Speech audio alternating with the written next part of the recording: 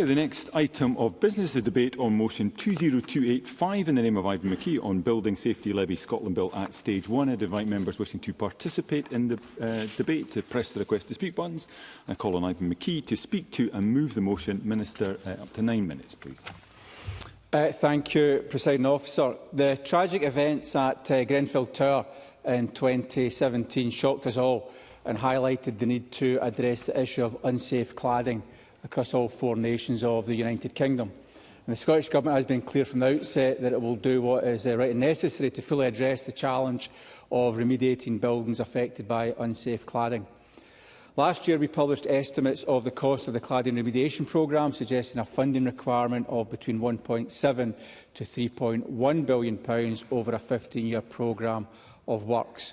And this will require a significant amount of capital investment that will represent a sustained pressure on our budget, but nevertheless, it is absolutely necessary that this work is taken forward.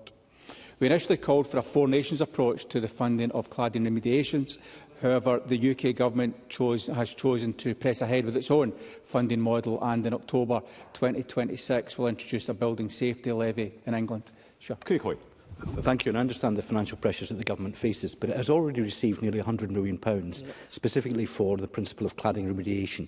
Can you see how much of that has been spent, and where is the remainder of that money? Minister. Very clear. The numbers I've just indicated, between 1.7 and 3.1 billion is required for cladding remediation, and that money will be spent, of course, as part of that programme of works. As I said, we'd initially called for a 4 nations approach to the funding. Indeed, yeah.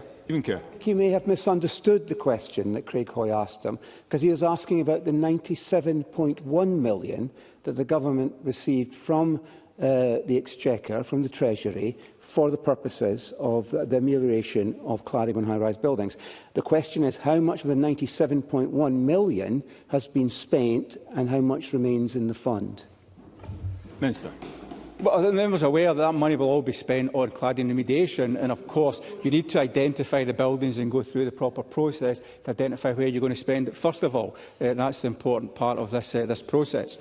The levy in England was introduced by the previous Conservative administration and is being delivered by the current Labour administrations, and the regulations to give effect to the levy achieved cross-party support last year. And the principle we have striven for, as in the rest of the UK, is fairness. Fairness for taxpayers and fairness to owners and occupiers of impacted buildings. And in that vein, we believe that it's only right and fair that a similar contribution be sought in Scotland to prevent a disproportionate level of costs falling on the general taxpayer. The Building Safety Levy Scotland Bill will provide vital funding to support the delivery of the cladding programme, which is underpinned by the Housing Cladding Remediation Scotland Act that was unanimously supported in this Parliament just over 12 months ago. Yeah, I thank the Minister for being generous with his time. How would he respond to those who say, well, it wasn't the developers or all of the developers who are guilty of the cladding, but there was, local authorities, there was manufacturers and others. Shouldn't they be paying part of the costs? Minister. Well, I was indicated already, and I'll come on to talk about the specific numbers. The amount that we're asking developers to pay is actually a very small percentage of the total bill for cladding, and the public purse will be picking up most of the rest of that cost. Presiding Officer, I recognise that new tax measures are not popular, particularly with those who will be directly affected by them. But the programme's work doesn't come free. No competent alternative funding models have been identified or put forward, and there is no UK-wide solution forthcoming. As a fiscally responsible government, we must take these difficult decisions, and we are taking those decisions at a time when the government is grappling with some of the most challenging financial circumstances since this Parliament was established. I can give you the time back. Michelle Thompson. I appreciate that, Minister, and I'll be very quick. However, does the Minister recognise in the comment that no further proposals were forthcoming that Fiona Kell from Homes for Scotland said in her evidence to our committee that they weren't asked to identify other alternatives? Minister. Well, the Government, of course, will listen to people that come forward with proposals, and it's no secret this work has been underway for a period of time. And if there were alternative proposals there, we would have expected those to have been brought forward. So turning now to the Stage 1 report, I would like to take this opportunity to thank everyone who gave evidence during the Stage 1 process and the many stakeholders who have supported the development of the legislation so far. I would also like to thank the Finance and Public Administration Committee for their detailed scrutiny of the bill and their Stage 1 report. I know that no recommendation was made on the general principles of the bill, and I trust that the committee and the Chamber more widely will receive my Stage 1 report response and my remarks today in the spirit in which they are intended, one of positive engagement with the substance of their findings and indeed their concerns. And I know that the primary concern expressed by the committee was around impacts. While both the Scottish and UK governments assess that the overall impact of the respective levies will be low, it is right that this topic is given appropriate consideration. And I would like now to draw attention to the areas where I can provide updates that look to address concerns around impacts.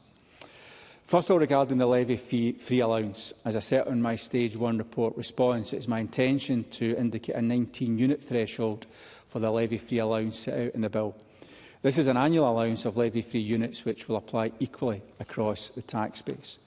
Our analysis indicates that a threshold of 19 units will exempt just under 20% of new build sales from the charge and remove just under 80% of those undertaking relevant development activity from any need to interact with the tax at all. This will, of course, protect small and medium-sized developers, but either removing them entirely from the charge or providing a sizeable reduction in their chargeable activities. The levy-free allowance will play a role in mitigating impacts on rural development, with its effects being most acute in those areas designated as remote small towns and remote rural under the Scottish Government's sixfold urban-rural classification.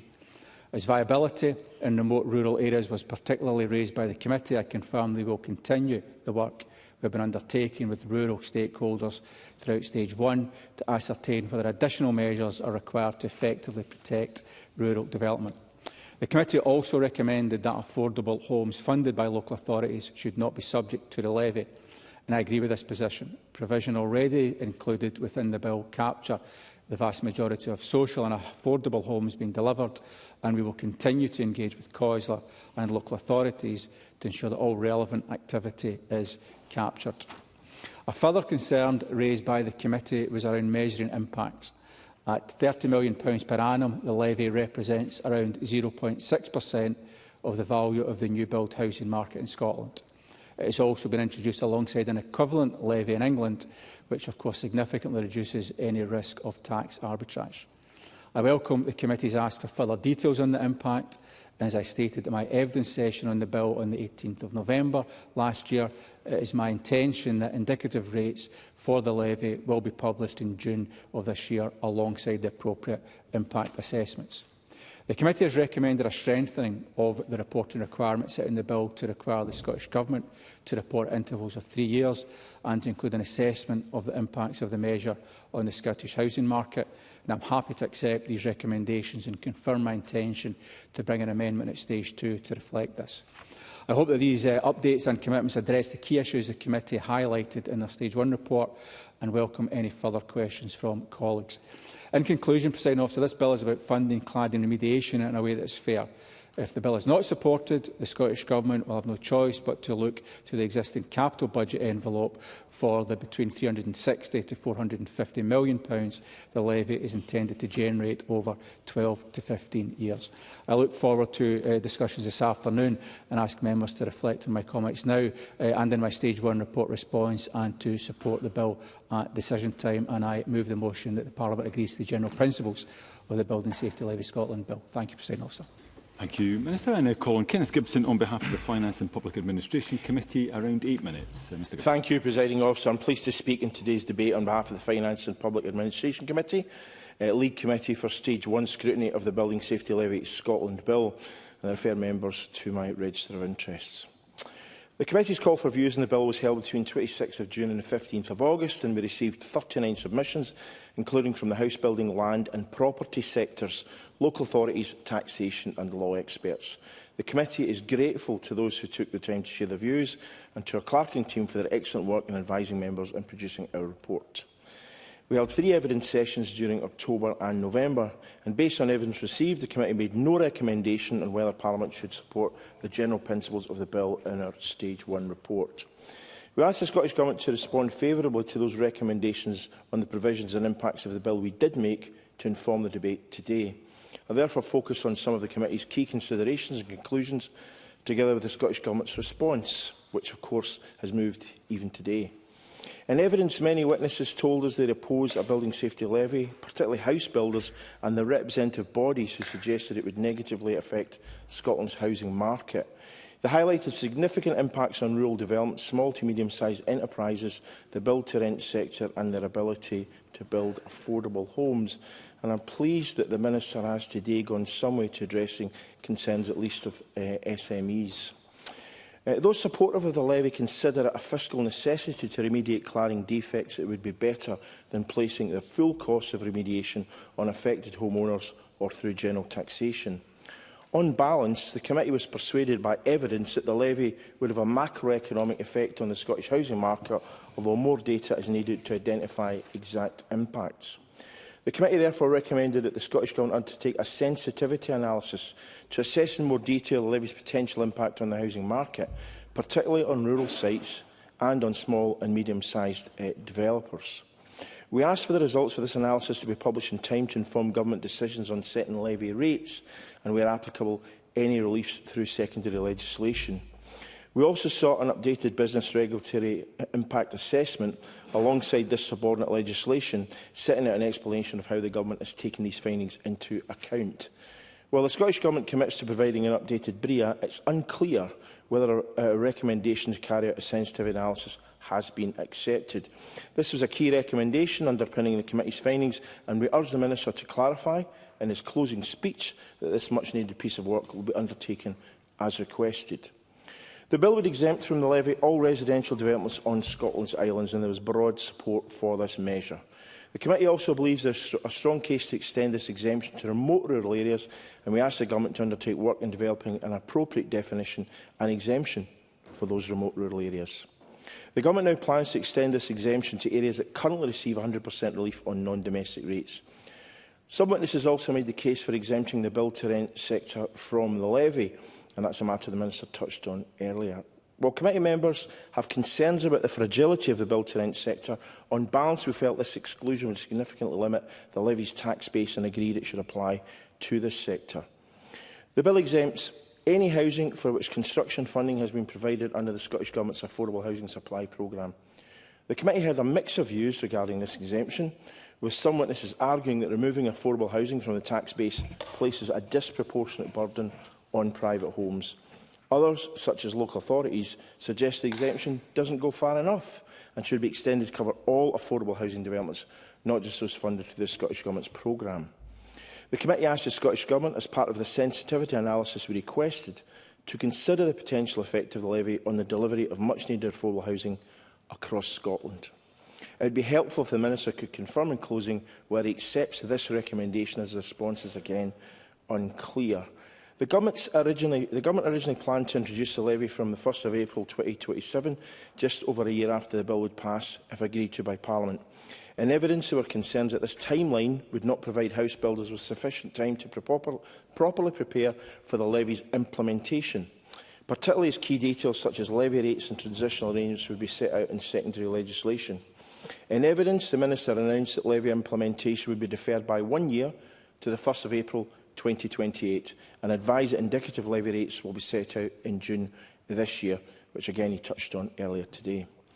The committee welcomes the decision to delay the levy's implementation and believes this new timescale provides the housing industry with sufficient time to prepare for its introduction. Section 13 of the bill requires the proceeds of the levy to be used for the purposes of improving the safety of persons in or about buildings in Scotland. However, Scottish Minister's current intention is for the levy to support the cladding remediation programme.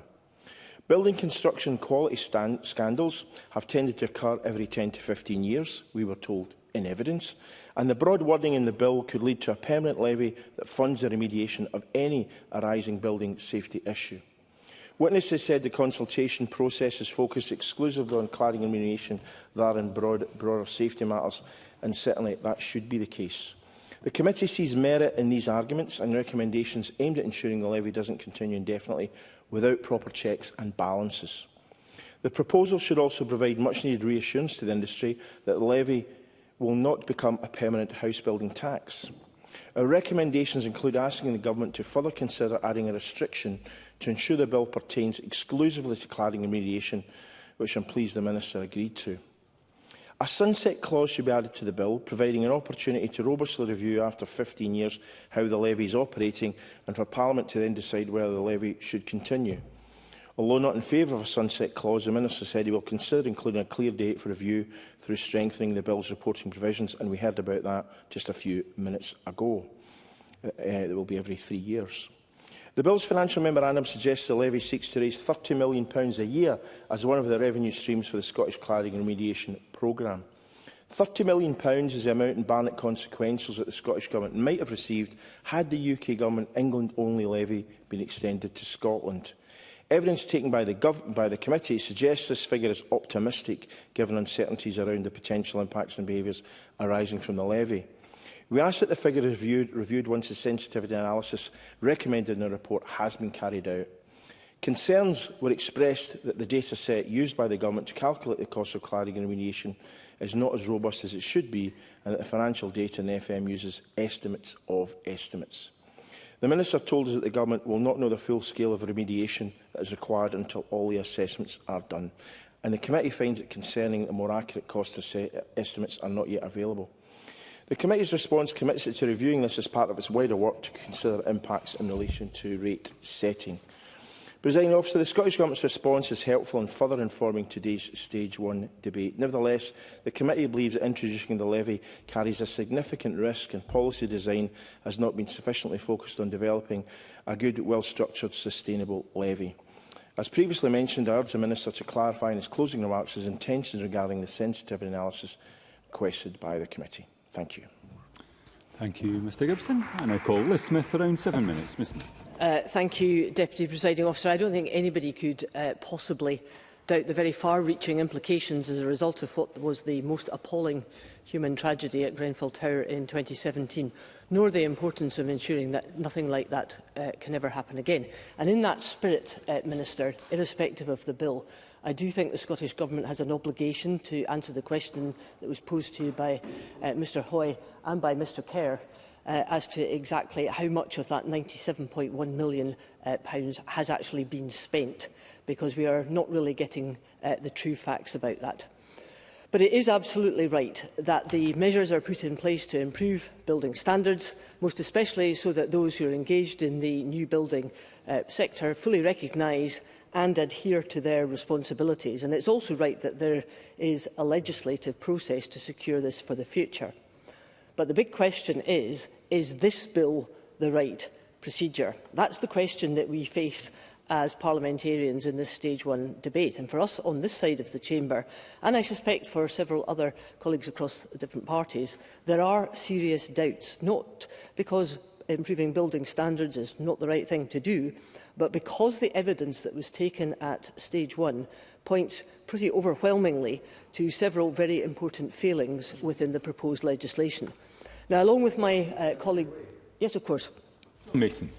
I thank the member for giving way. I mean, I do agree with her that I'm not wildly enthusiastic about this whole package, but would she accept that Westminster has kind of put us in a corner and we don't have a lot of room for manoeuvre?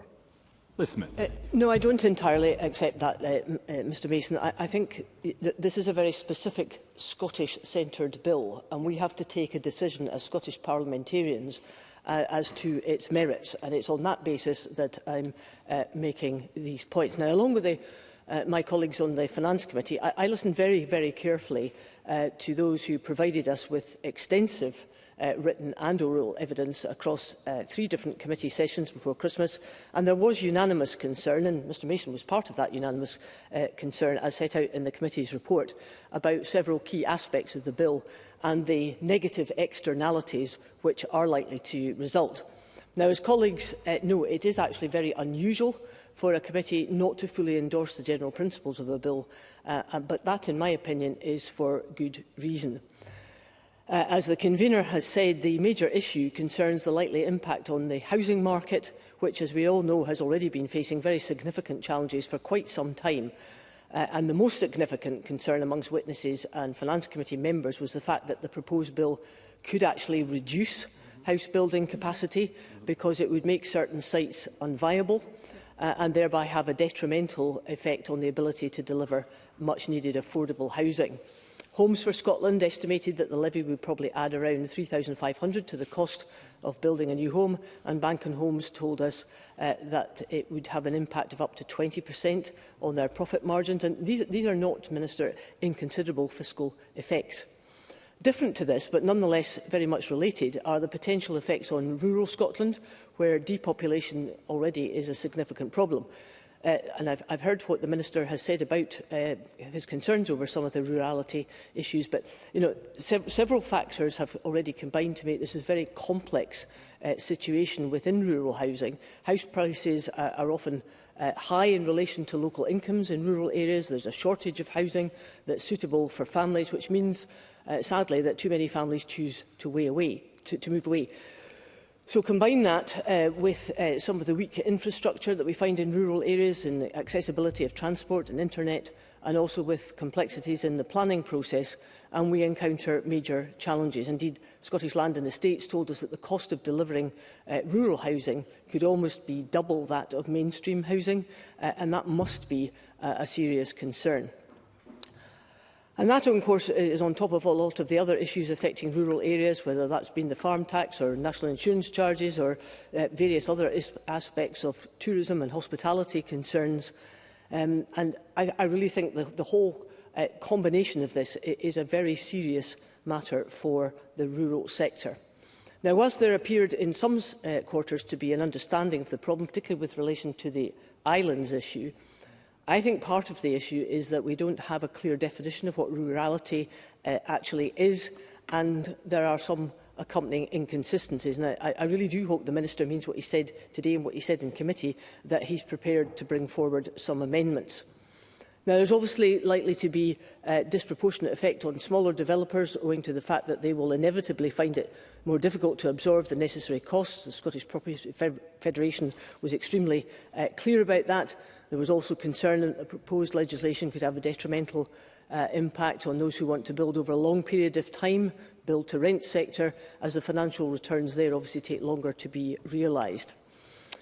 Much of the debate, I think, amongst stakeholders was about how to address the issue about the polluter pays principle. They worry that those who have acted responsibly will end up footing the bill for the levy, and indeed I think it's worse than that, because some of those who are responsible builders will actually go well beyond the basic safety regulations, and they're the ones that are going to have to pick up the tab, whereas those who have not been responsible can to some extent get away with it a bit. Presiding Officer, in all, I think that the committee is unanimously concerned for very good reasons about some of the macroeconomic effects about this. And once again, I think the Parliament is faced with a Scottish Government bill that is well-intentioned, but nonetheless it has very significant problems within it, and on that basis we can't support it at stage one. Thank you. I now call Mark Griffin, around 6 minutes. Mr Griffin. Thank you, Presiding Officer. It's no small thing for a committee to fail to support a bill at stage one. It happens very rarely in this place, but I think here it's entirely justified. The Scottish Building Safety Levy Bill contains proposals that are, in my view, and it seems in many others, disproportionate, vague and, most importantly, at risk of reducing the supply of new homes in Scotland, exacerbating the government-declared housing emergency. And for those reasons, we will not be supporting the bill's principles at stage one today. Now, everyone... Yeah, certainly. Minister. So just some clarification from him. Is the position of the Labour Party that they don't support taking forward a levy in Scotland in the same way as their government is taking it forward down south? And if they're not in favour of taking forward in Scotland, where would they propose we find the £360 to £450 million additional to support this programme? Mark Griffin, I'll give you the time back. I mean, I think firstly I would challenge the assertion that the Scottish Government is taking forward our levy in the same way as the UK Government are. It is not the same policy. I was going to come on further in my speech to say this, but I do support the principle of the levy.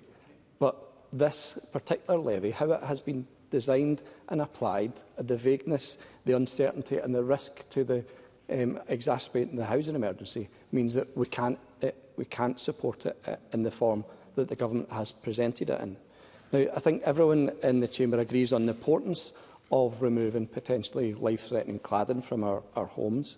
Nearly a decade after Grenfell, families still live in fear of the next devastating fire that could cost lives and destroy homes. For many residents, this is a daily reality that affects their safety, their mental well-being and their financial security as well.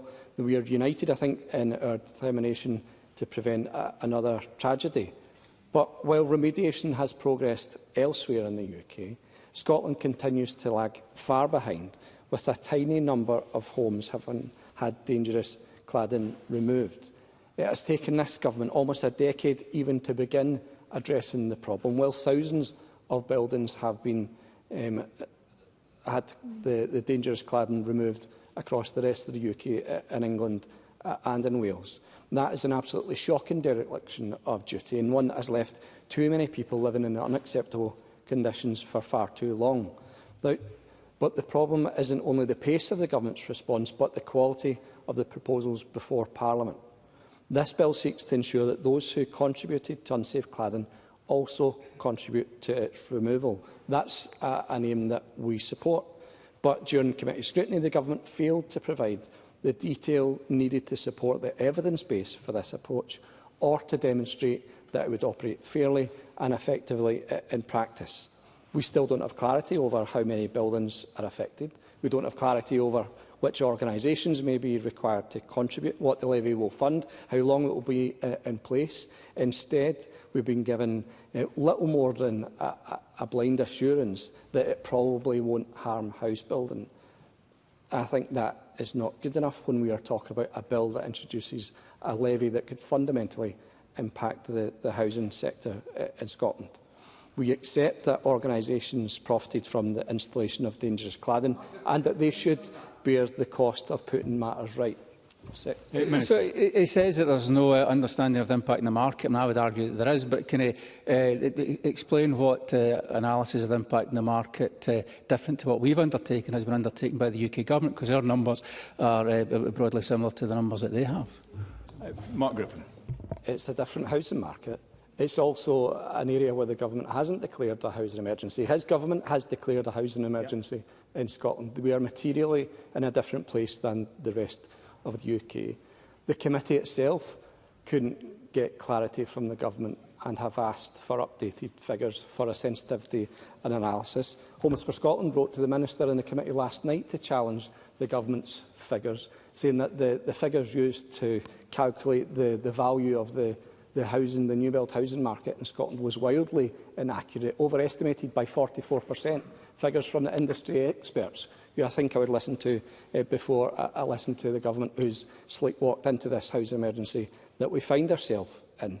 But I was saying, Presiding Officer, that we do accept the principle that organisations have profited from the installation of dangerous cladding, and it's right that they should bear the cost of putting it right. That's a question of fairness and restitution. I think that commands broad support across this Parliament, but this bill does not deliver that in a clear or credible way. I think the polluter pays principle is sound, but there's no guarantee here that the polluter actually pays in this instance. Many organisations involved in the installation of that dangerous cladding will not be covered by this bill. Meanwhile, some companies who had no involvement at all will be liable for that burden.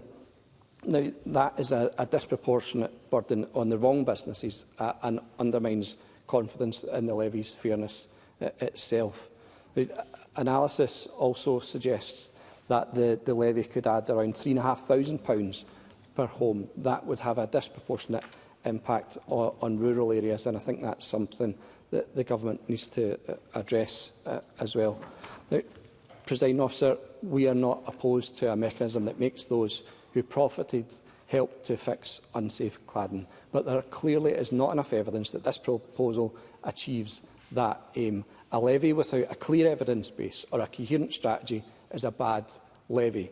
We therefore echo the committee's findings that significant further work is required, particularly on the impact on the house building industry in the context of a housing emergency. And for those reasons, we will not support the bill today. And if it passes stage 1, we will seek substantial amendments. But as it stands, can't vote for this bill in its current form. Thank you. Thank you, Mr Griffin. I now call Ariane Burgess. Again, around 6 minutes. Ms Burgess. Presiding Officer, I welcome this opportunity to contribute to this Stage 1 debate on the Building Safety Levy Scotland Bill. I'm aware of these issues, having previously been involved in parliamentary scrutiny around cladding remediation, including the work that led to the Housing Cladding Remediation Scotland Act, which in turn informs the bill before us today. Let me be clear at the outset, the Scottish Greens support the principles of the Scottish Building Safety Levy, but it is cautious support. We recognise the moral and political imperative to address the cladding scandal and to ensure that the cost of putting right historic failures in building safety do not fall on the shoulders of residents who did nothing wrong. For years, countless people have been living in unsafe homes surrounded by highly combustible materials, trapped in buildings that they know are dangerous but cannot afford to fix. And this situation did not arise by accident. It's the product of a house building system that has prioritised profitability over safety, enabled by a deregulation agenda that consistently put corporate interests ahead of people's lives. The starkest illustration of where this can lead is the Grenfell Tower fire. At least 72 people lost their lives because cost-cutting decisions were made. A less safe, more combustible facade was chosen because it was cheaper, and that must never be forgotten in our deliberations today. Across the UK, house builders and those involved in the construction process put lives at risk for decades, and we must learn from those failures. We must properly fund cladding remediation, bring an end to the emotional toll of waking watches, and give residents the peace of mind that their homes are finally safe. Those most responsible for this scandal must pay to fix the mess they created. While house builders are clearly part of the picture, they're not the only ones. Contractors, architects, suppliers, and others also played roles, and the Stage 1 report reflects evidence from Miller Homes and Bancung Homes, which made clear that responsibility is shared. While I recognise the Minister's points that he made earlier this afternoon about the constraints of this bill, I would welcome clarity from the Scottish Government on how it intends to address the gap in Scots law that in England was partly closed by the URS Corp v BDW trading case, so that responsibility for historic building defects rests with those who caused them rather than falling to the public purse or to residents. We also recognise that the levy, as currently designed, would benefit from further fine-tuning, that there are legitimate concerns about targeting and fairness. In particular, we must ensure that the levy does not undermine the viability of house building in remote and rural areas, as others have said, such as in my Highlands and Islands region, or place disproportionate burdens on community-led and non-profit housing initiatives that were never part of this scandal. So it is good to hear the Minister's comments this afternoon that the government will bring amendments to ensure fairness and remove the unintended impacts.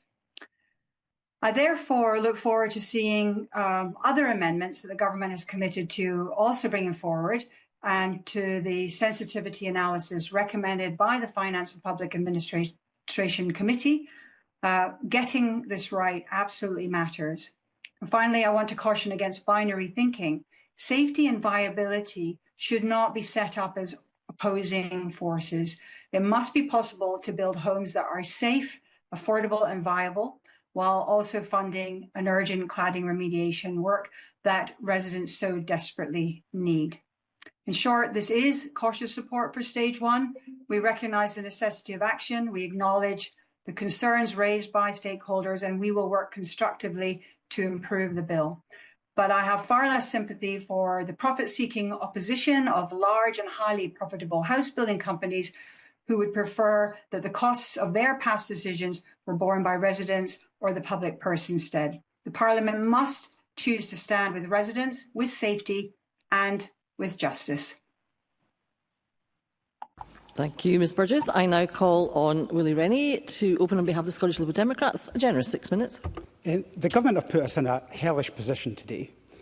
Who on earth would want to vote against the Building Safety Levy to deal with the issue of Grenfell and the many homes and the thousands of people across Scotland who live a daily nightmare with wondering whether their building is safe? Who would want to vote against that? But the circumstances that have led to this difficult decision today that we're all facing are of the Government's own making. The Minister was unable to answer how much money has been spent of the money that's been allocated through the Barnett formula. He knows not just now, he knows the answer to this. He knows it's a pitifully small amount of money that has been spent. He knows that the Government have bungled the cladding remediation process from the very beginning, trying to do something better than the rest of the UK, ending up doing something much more complex and much slower as a result, and people are suffering every day as a result. So we can't even spend the money the Government's got already. Why on earth are we asking a sector to pay more when they don't have any confidence in the process that the Government has established? The single building assessment, supposed to be superior, but is far inferior than what we had before. Bringing in legislation way late in the day on terms of the leasehold, freehold arrangement in Scotland. They knew this at the beginning, and they could have done something about it years ago, but they have been sluggish as a result. So all of that gives us no confidence that the Government are capable of actually remediating the cladding in people's homes. And the second thing is, and this again is of the Government's own making, they shattered the confidence in the housing sector over a number of years with reckless policies, utterly reckless policies. And as a result, the capacity in the system is much reduced. The confidence of the sector is much reduced. So adding another tax at that time on top of all the other measures that the Government are bringing in, again, is going to lead to practical consequences. I have got so many people in my constituency who are desperate for a home and they can't get one. And the danger with this bill is that it will make it worse. And more people will not have a home when we desperately need to have them. Was Michelle Thompson wanting to take an intervention? Michelle Thompson. I appreciate him taking the intervention, and I've got a lot of sympathy with what he's saying so far, but I would point out to him that in the rest of the UK we've already got the residential property developers tax, and you have to be able to reflect on the macroeconomic environment of the UK that's been very, very poor, and that has played also into the operating environment for builders, surely. Willie Rennie? I mean, I've no doubt about that, but there are particular circumstances in Scotland where we've made it worse. And she knows that. She knows that some of the measures that the Government brought in and have now rescinded did actually have a massive impact on the confidence in the sector. The fact that we're having to have exemptions around about rent controls on build-to-rent is a clear indication that they knew that it was having an impact on investment in the sector. I want investment first and foremost because I want homes for people that I represent. I also worry particularly around about SME sector where they are facing particular costs at this time. But also construction costs are going through the roof, the skills shortages, all of those issues have a dramatic impact on the confidence in the sector. The cumulative impact of a number of different measures means that it's really difficult and, as I say, a hellish dilemma that the Minister is putting us in. And I would rather he was more frank about that. I was rather than hiding about how much little money has been spent on cladding remediation, if he was upfront and honest with us about the mistakes that have been made, it might help us to persuade those elsewhere that this is something that's going to be managed properly at last after years of failure. So the bill, I think, the fact that, as has been repeatedly said, the committee couldn't bring itself to endorse the bill in itself, particularly when it's got so many SNP members on the committee, is a clear indication of the weaknesses of the bill. The fact that the scope of it is so open-ended, that it could cover beyond the cladding issue, the fact that it could last forever, it could be a permanent tax with no sunset clause, is also a deep concern. And it's also a clear indication that because of the sector's nature in Scotland, with a higher proportion of social housing, the private sector will bear a greater burden of this tax than it would be elsewhere in the United Kingdom. So we're not going to support the bill at this stage. It doesn't mean we're against having some kind of levy at some point, but we think the government needs to take a pause and it needs to reflect on the confidence in the sector and its management of the cladding remediation process. Now, that doesn't mean that we won't support it later if efforts are made to fix this. And also significant amendments are made, particularly around the reference to Kenny Gibson's contribution around about a sensitivity analysis. That's particularly important to have. But this bill is weak, and it's weak because of the policies and the management of this government over a number of different years. So I want to be able to give confidence to the people who live in these properties that there is a plan, and there's a plan that's going to be delivered. But I don't have that confidence just now, which is why we won't support the bill. Thank you, Mr Rennie. We now move to the open debate. I call Michelle Thompson to be followed by Megan Gallagher. Ms Thompson. Thank you, Presiding Officer. And firstly, I'd like to add my voice to those affected at Grenfell and the resultant impact. And we can't ever really forget the people who are behind all our discussions today. And I do agree that it's a pity that the Scottish Government's been put in this position by the UK Government. And in fairness to them, they've consistently made clear that their preference was for a UK-wide scheme. But today is about Stage 1 report by the Finance and Public Administration Committee, and I want to reflect my views on why the committee arrived at some of the recommendations it did. Firstly, the unanimous decision not to support the principles of the bill at Stage 1, and this is a highly unusual step. Put simply, to my mind, there's still too much detail to be fleshed out. Now, some may claim that industry simply doesn't want to pay more tax, and I'm sure this is true. But that doesn't mean to say it will not have an impact. And it's certainly the case that the concerns being expressed cannot be soothed until industry knows more detail. So it was difficult to take a view on a principled basis beyond accepting the principle that something must be done and that the something should be a tax to help ameliorate cladding issues. But this is a tax that's not based on the polluter pays principle, and as our report says, and I quote, there is a lack of detail provided on the administrative systems and process, calculation method and rates. That's quite the list. I'd like to pick out a few areas for further examination. First of all, the housing market. And I've been consistent in my time here in calling for house builders to be supported and for more money to be spent in house building, not just because we need more homes, which we do, but because of the multiplier effects in terms of a boost to supply chains, improved local infrastructure and increased economic activity. Now, I agree with Homes for Scotland, who note that despite plans to exclude affordable housing, the current proposals don't reflect enough on how developments are actually structured. Most developers use private housing to subsidise the affordable housing. So if the overall business model does not stack, there will be an impact on affordable housing. And I fully support the committee recommendation of the sensitivity analysis, which can examine this and also seek guidance in common with the convener as to whether this will be enacted by the government. There have been ample warnings that the additional cost of this tax could be passed on to purchasers. And to be honest, I think it's slightly naive to consider that house builders will manage their margins by simply offering less for land. This is clearly possible in some areas where the demand for land is low, but where the demand is high, it's just not likely. Another concern is that the impacts will be felt mostly by our Scottish SME house builders, who play a vital role in getting housing to market, where the bigger UK-wide companies can pick and choose as they see fit. And the last thing we need is an over-reliance on these large UK-wide companies for that reason. Secondly, I want to explore further the polluter pays principle. The committee is right to note in its report that it cannot be considered as the polluter pays and asked the Scottish Government, and I quote, to consider legal options that would enable house builders to seek contributions for remediation work from others in the sector.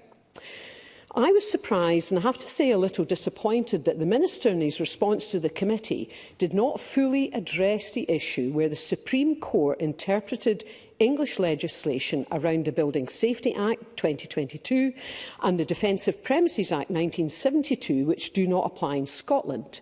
Remedies for Scottish house builders rely entirely on the Prescription and Limitation Scotland Act of 1973, and although this has been amended, it does not provide the same legal remedies as elsewhere in the UK unless this Parliament legislates to amend it. So I wonder if the Minister in his closing remarks will give some consideration as to whether this will be considered. Another area of concern I brought out during our evidence sessions was the concern for built to rent. Now, I think the Scottish Property Federation are right to note that the business model often operates on a phased cash flow basis. A large site developed for build to rent will be charged off one-off levy as compared to, for example, new housing estates which appear over several years, thus spreading out the tax. And it's not just as simple as amortising a liability over several years. The Minister in his remarks didn't reference the letter sent yesterday from Homes for Scotland, and somebody else mentioned this. In it, they pick up on the fundamental point that the BRIA value the new build housing market at around £4.6 billion, and they think this overstates the value by about £1.4 billion and therefore skews all the figures. I think someone said estimates on estimates. Final brief point regards transition planning, about which I think we need more detail too. So I, of course, will vote for the bill at stage 1, but I'm looking forward to the considerable amount of work still to be done and will play my part in the form of bringing forward amendments at stage 2. Thank you. Thank you, Ms Thompson. I now call Megan Gallagher to be followed by Claire Haughey. Ms Gallagher. Thank you, Presiding Officer. Improving building safety is not optional. The tragedy at Grenfell Tower exposed catastrophic failures in regulation, oversight and accountability. And it is right that governments accept responsibility for ensuring that people are safe within their own homes. But good intentions do not give this Parliament or this government a free pass. The duty before us as parliamentarians is not only to improve safety, but to ensure that the policies that we introduce in this place are coherent, fair and don't cause further harm, particularly to vital sectors like house building and construction, which we actually need if we are going to address a deepening housing emergency. I don't believe for a second that anyone in this chamber doubts the importance of building safety. Of course it matters, but the real question is whether this levy, as introduced in its current form, is the right mechanism to fund cladding remediation, and whether it risks compounding failure with another failure. Homes for Scotland, Scottish Property Federation and others have been absolutely clear in their evidence. This levy will not simply be absorbed by developers. It will hit viability, it could stall projects and in some cases stop developments entirely. And we've been here before. Willie Rennie referenced rent controls and I fear the exact same thing will happen again. At a time when supply is already lagging dangerously behind demand, when construction costs are soaring, private investment is fragile and confidence in the pipeline is weak. This levy, if it goes through as is, it will act as a further brake on the delivery of housing supply. So I want to ask the Minister directly, do we want fewer homes built, fewer affordable homes delivered through planning obligations, fewer jobs supported across the construction supply chain? Because that is this is the gamble that this Scottish Government is taking, and I believe that it is a reckless one. Presiding Officer, I certainly will. John Mason. I thank the member very much for giving way. I mean, in reality, this is very similar to the model that was introduced in the rest of the UK. Would she accept my argument that it would have been better to share the costs much more widely, say by raising corporation tax? Megan Gallagher. Well, we've had exchanges in the Chamber up until this point, and given that this Scottish Government can't tell us how much money they've already spent on the £97.3 million on cladding remediation, talking about anything else, we don't know what this levy is for. We don't know why people are paying into this fund, because we don't know how much money this government has already spent on remediation. I would rather just focus on this first and then look at other alternatives thereafter. But, Presiding Officer, I want to now turn to what I consider the most damning aspect of this debate, and that is the Scottish Government's handling of cladding remediation itself, because we are now nearly 8.5 years since Grenfell. That's 8 years. And there's still no comprehensive, consistent or fully funded remediation plan in place. Instead, we've seen confusion, contradiction and chaos. But the only people that are paying the price are homeowners. So I've brought letters with me today, and it exposes the failings of the Scottish Government quite starkly, because a constituent contacted me when they were trying to potentially sell their flat, only to be told by the Scottish Government Cladding Remediation Directorate that any issues that they had with cladding would render the property effectively unsellable. In a letter from the Scottish Government dated October 2025, he was informed that the funding would be dependent on findings of a single building assessment, and that some works identified could be deemed the homeowner's responsibility, including costs not considered a life safety fire risk. But this is where it gets interesting, because his neighbour in the same building received a letter the year prior, November 2024, stating something entirely different. That letter said, and I quote, that where the developer could not be identified or was no longer operating, the Scottish Government would use public funds to undertake assessments and carry out works needed to eliminate or mitigate any risk to human life associated with the external wall cladding system. So what one is it? Two neighbours, same building, different outcomes, and two entirely different messages about liability, funding and responsibility. This is not a minor admin error.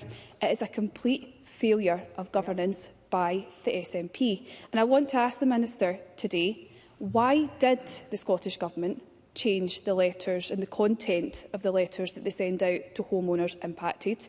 And how many people have potentially been misled over the support that they should expect, given their properties have been impacted by cladding? Residents in general, not excluding my own constituent, are still living in fear and anxiety because properties remain unsellable, costs continue to be pushed onto homeowners who did absolutely nothing wrong, and even now the government cannot provide consistent answers to people whose lives have been put on hold. It's simply not credible for ministers to argue that developers today should be made to pay for historic regulatory failures, particularly when this government has had almost a decade to act and has failed to do so. Presiding Officer, I know I'm running out of time, but until ministers can demonstrate competence, consistency and fairness in how cladding remediation should be handled, they have no moral authority, in my view, to impose new levies that could further damage our housing market and housing supply.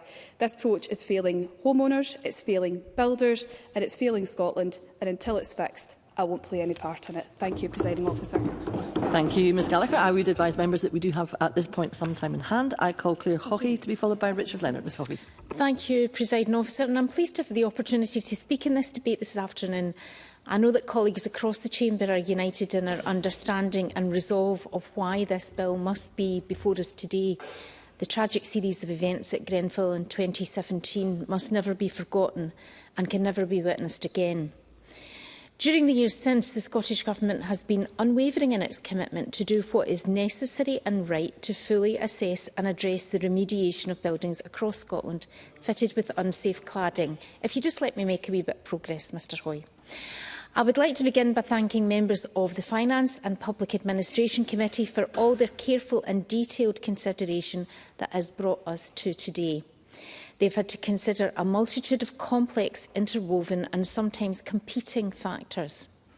And they've had to do so in what remains a very challenging context, given the clear need for an increase in housing supply in the light of Scotland's housing emergency and the ongoing challenges facing the sector, which were of course exacerbated by Brexit, the pandemic and other UK-wide and global events which affect their bottom line and supply chains. Presiding Officer, it is very important that we acknowledge the impact that this situation has had on many people's lives. It has obviously been a very stressful and concerning time for homeowners and residents across Scotland living in buildings with potentially unsafe cladding. I'm sure that many of my colleagues will have heard about the difficulties that their constituents have been facing. In my Rutherglen constituency, I have supported constituents who have faced a variety of issues with their properties. To give a few examples, there have been people who have been seeking information and support about EWS1 forms and about single building assessments. Constituents have come to me with issues that they've experienced in communicating with their building's original developer or their factors. And I've heard from landlords worrying about how the ongoing affordability of maintaining their properties as insurance costs spiralled, and of course from their tenants worried about the safety of their homes and the sustainability of their tenancies. Others have related issues with properties being unmortgageable, causing problems if circumstances have meant that they have had to be put up for sale, including in the case of probate. Some of my constituents have been in a situation where they've had to seek letters of comfort to move forward because they've been caught in a period between assessments being completed but work not yet scheduled or completed, and their life circumstances have meant they've had to move on. From this contact and subsequent contacts I've had with the previous Housing Minister and other bodies on my constituents' behalf, it has always been clear to me that the Scottish Government are committed to acting to protect homeowners and residents. And it's been clear to me that the safety of residents and homeowners is the ultimate and utmost priority of the Scottish Government, as it absolutely must be. However, I completely understand and appreciate the frustrations that have been expressed to me about how long people have been living with stress, worry and uncertainty surrounding this issue. There is a very clear need for legislation so that we can do what is right and necessary to address the challenge of fixing buildings affected by unsafe cladding. The cost of cladding remediation has always completely understandably been a real cause of concern for residents who have been in touch with me on this issue. So it's imperative that we move forward putting in place funding arrangements that ensure that these costs do not fall directly onto affected homeowners or indeed indirectly passed onto their tenants, if applicable. The costs of remediation are of course considerable, with latest estimates indicating we could be looking at £1.7 billion over a 15-year period. And yes, Mr Hoyle, your intervention. Member for Giving Way. Does she agree with me that the sector and also this Parliament could have more confidence in the Government in bringing forward this legislation if they could tell us how much of the £97.1 million they have spent already, how this has been spent and how this works towards what we all want, which is to make Scotland's housing stock safer? Claire Hawkey. I thank Craig Hoy for that intervention, and I think that is an important point that he raises. As I've already mentioned in my speech, I've certainly seen some remediation in my constituency, but I think at this point in time, for the people who are affected, we have to move forward. We have to get remediation, and we have to make these homes safe. The scale of the challenge is significant, as has the progress that's been made so far through the collective efforts of developers, local authorities, social landlords and government. And I know that colleagues will also have received correspondence and briefings from other stakeholders, including developers, over the past weeks and months. It's been very welcome to see the continued cooperation of developers who have accepted responsibility for the assessment of and for required mitigation and remediation of their buildings. And they of course share our determination to keep people safe, and the levy outlined in the general principles of the bill will ensure that they make a fair contribution towards doing so, just as they will be in England. Of course, it has been crucial during the development of the bill to remain mindful of the new housing in Scotland, the importance of avoiding any unintended or disproportionate impacts on the sector, and of the viability of much-needed new developments. With the addition of exemptions for areas where there are more acute housing pressures and the levy-free allowance to protect small and medium-sized developers, I'm pleased that the Scottish Government has reached a point where it shares the UK Government's assessment of their equivalent legislation that the levy is not expected to have any significant macroeconomic impacts and that any negative impacts on the housing supply will be small. Today we are being asked to agree the general principles of this bill at stage 1. There will naturally be further discussions, refinements and amendments as it continues to move through Parliament, and I'm sure that the Minister will listen very carefully to the points that members across the Chamber have made today. In closing, Presiding Officer, I'm pleased to support the general principles of the bill today. I look forward to its further development and the reassurance and peace of mind it will provide to my constituents and everyone else who has been affected by this issue. Thank you, Ms Hockey. I now call Richard Leonard to be followed by Jimmy Hepburn. Mr Leonard. Thank you, Deputy Presiding Officer. What this debate is about is not simply taxation. It is not simply about the role of the state and of public finance. It is about how we value human life, public health and community safety. It is about taking action so that never again do we witness the iniquitous, the catastrophic, the tragic events of the 14th of June 2017, which claimed the lives of 72 people at Grenfell Tower.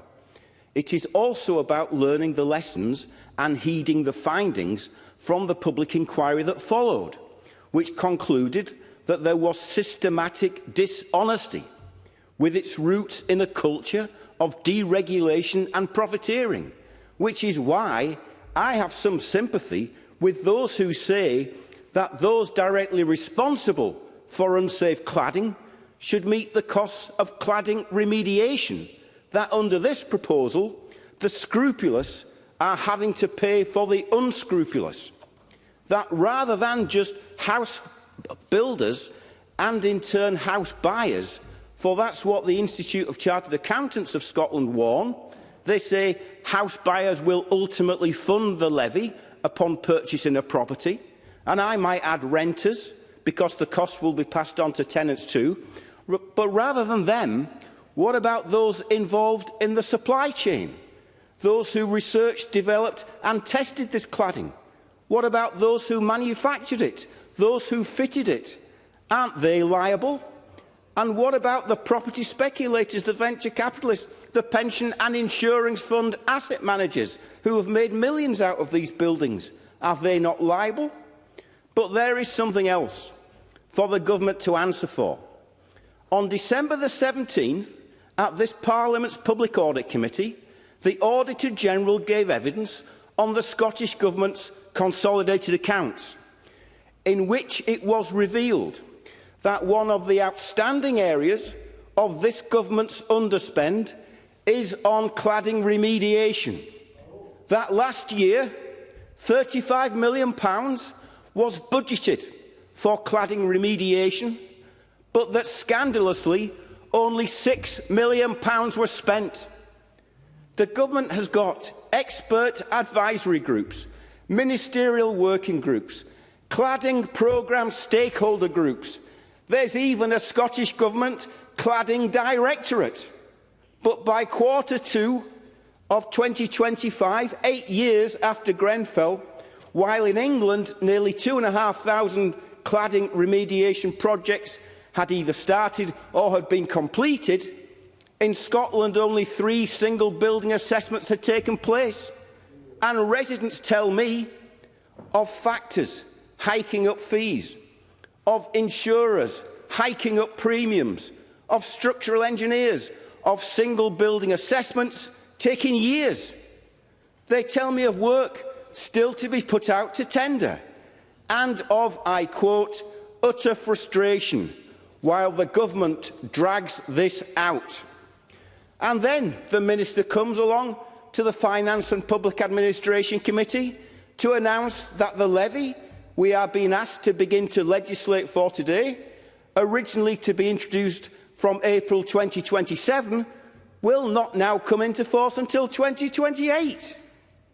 Meanwhile, we have people, including children, the elderly, the infirm, the frail, the disabled, those who were disproportionately among the fatalities at Grenfell Tower, going to bed every night in tower blocks across Scotland which are demonstrably unsafe, that are a fire risk. And they are being met with silence and with inaction. They are missing, ignored, shut out, nowhere to be seen on these Scottish Government advisory bodies. If ever there was an emergency crying out for political leadership, this is it. And don't tell us, and don't tell those residents that it's too complicated. A duty of care is not a legal complication, it is a moral obligation. Even the Minister's own expert advisory group on this levy, in sheer frustration, opines that we do not yet know how many units the levy will be charged on, how long the levy will run for, what the full cost of cladding remediation work will be, or even who will be paying it. Let me finish with the words of Peter Drummond from the Royal Incorporation of Architects in Scotland. In his evidence to Parliament on this levy, he said, "Only one thing will drive change, and that is regulatory pressure. Regulation is what protects the public. There is not a building regulation in this country that is not written with the blood and tears of people who lived in substandard buildings." And as I reflect on what has happened in my lifetime, the blood and the tears of the victims and their relatives, of Ronan Point in the 60s, of Summerland in the 70s, of Garnet Court in the 90s, of Grenfell Tower in 2017, of La Constellation in Switzerland just last week. Those tragedies, those histories, teach us that Peter Drummond is right.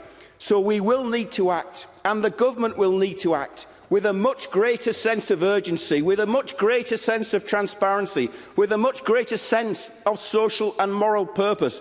The government will need to act, and it must back it up with active investment to make building safety and lives, not a building safety levy, a matter of political priority. The money is there. Stop delaying it. Get on with the job. Thank you, Mr Leonard. I now call Jamie Hepburn to be followed by Alexander Stewart. Mr Hepburn. Thank you very much, Presiding Officer, and I'm happy to speak in support of the Building Safety Levy Scotland Bill, and I do so in recognition of the Scottish Government's clear commitment to addressing the legacy of unsafe cladding, a legacy it has, of course, inherited. And I also frame it, my remarks, in the context of recognising, as Mr Leonard has just laid out, the absolute necessity of ensuring that people are safe in their homes. I think that is an important starting principle. At its heart, this bill is, I believe, about fairness and responsibility. It is about ensuring that the costs of remediating serious building defects do not fall solely on homeowners who had no role in the design, the materials or construction of the buildings. I think that is an important principle, and it's the right starting point for this legislation. Of course, I'll give way to Ms Smith. For giving way. I just want to ask him about the content of Mr Leonard's, what I thought was an excellent speech. Mr Leonard set out the evidence that has been provided by the Auditor-General about the extent of the underspend. Does Mr Hepburn agree that that money would be much better spent in addressing these problems to sort this urgent issue? Jamie Hepburn. Well, of course that money should be spent doing that, and I heard very clearly the Minister saying that the commitment is to spend that money on doing just that. So, of course you want to do it as soon as possible. But the commitment is, and it was a very clear commitment from the Minister, I was certainly listening, I don't know if other members weren't listening, that the commitment is that that money will be spent. But of course we know that the amount of money that has been passed on as a result of the UK Government investment, it doesn't even touch the surface of the overall cost. The scale of the challenge we face is substantial. Mr Leonard is shaking his head, but the Minister's response to the Finance Public Administration Committee Stage 1 report was very clear that current estimates of Scotland's recladding remediation programme could cost at least, could be in excess of £1.7 billion over a 15-year period. That represents, I think, by any reasonable measure. And I presume we're all reasonable people in this place. A significant national undertaking, one that could not reasonably be met through the public purse alone, not least in the context of the point I've just made, that the funding that's been provided by the UK Government isn't anything close to that £1.7 billion figure. But I go back to the point, notwithstanding that, the Minister has been clear all that money will be spent to that purpose. But yes, I'll give Michael Mara. Mr. Member given way. Would he recognise then, because the figure is of the £97 million that has been allocated in the Q3 report from last year on the cladding remediation programme, a total of £14.2 million. That's the figure that has been asked for today. A total of £14.2 million has been spent. So the rest of that money sits available. Does he recognise that the rate limiting step, the thing that's holding this back, is not the immediate availability of capital to do the work? It's the will of the government to get it spent. Jim Hepburn. I think I've made the point, and I'll make it again. I heard very clearly from the Minister that money will be spent. But I think Mr Mara makes the point that I'm trying to make. Even in the context of that £97 million, that doesn't come close to meeting the entirety of the challenge we face. And therein lies why I think the Building Safety Levy is necessary. Mr Leonard was quite right to say, and I do agree with the point that he made, that this is not just a debate about taxation, it's not just a debate about the balance of the role between the private sector and the public sector, but I hope he would accept it is also a debate about those things. This is also part of the equation. And the bill, I think, reasonably introduces a targeted levy on certain new residential developments, and of course, and this point was made by Mr Mason amongst others, broadly aligned with an existing levy, with arrangements already in place in England, with the intention of raising around £30 million per year. Now, in the context of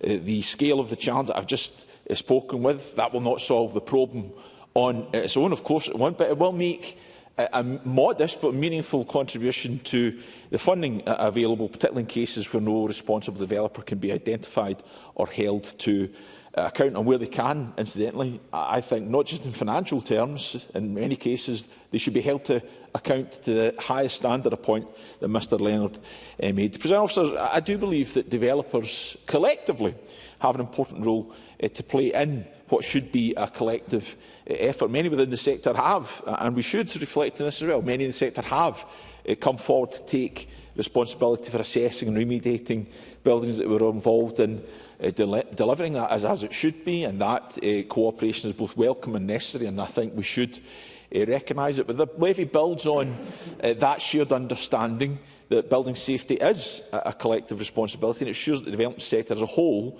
makes, I believe, a fair and proportionate contribution consistent with expectations elsewhere in the UK. That is not to say that I don't think this bill deserves further scrutiny and further change. In the Finance and Public Administration Committee Stage 1 scrutiny rightly focused on whether the levy strikes the right balance between improving building safety and supporting the delivery of new housing, something I think we all agree is of the utmost importance. And getting that balance right is, of course, crucial. Scotland does face significant housing pressures, and we have to be careful not to undermine development viability, particularly in more marginal markets. And I think the bill reflects that careful consideration, but of course can be refined further. But let's reflect on the fact that protections are in place for affordable housing, recognising the importance of the contribution of sustaining delivery in that sector. A levy-free allowance included to protect small and medium-sized developers who are less able to absorb additional costs has been committed to.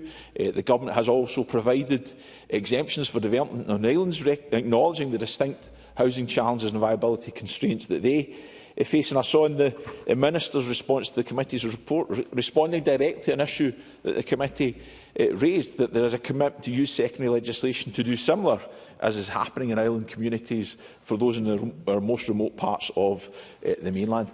Presiding Officer, I know you said there was some leeway. Does that leeway still exist? Well, there's a leeway, but also one wouldn't want to take over all the extra time. Well, presumably. I can certainly assure Parliament I will not take over all of the extra time that we have, but I'll crack on. So, taken together, the measures that have been laid out in the bill, I think, are designed to target the levy where it can most reasonably be borne while limiting impacts where pressures are already most acute. And we should remind ourselves that that £30 million figure that is estimated to be raised per annum represents approximately 0.6% of the estimated £4.6 billion annual value of Scotland's new build housing market. I think by any reasonable assessment that is a proportionate and modest contribution in pursuit of what we would all recognise as a vital public good.